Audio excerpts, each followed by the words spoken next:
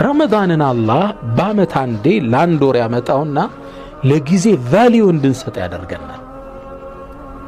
ታዲያ ረመዳን ይመጣና ከዚህ ከተዋሃደን ሳናስበው ከተቀላቀለብን መጥፎ እኩይ ባህሪ ያጸዳናል። እንዴት አትሉኝም? ልንገራችሁ። ውሰዱት፣ ምሳሌ ልስጣችሁ። አንድ ሰው ሙሉ ቀን ጾመ። አዛን ከማለቱ 3 ደቂቃ በፊት ቢያፈጥር ጾሙ ይቆጠርለታል? ንገሩኛ።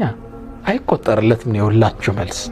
አዎ አዛን መባል አለበት አንድ ሰው ለማፍጠር።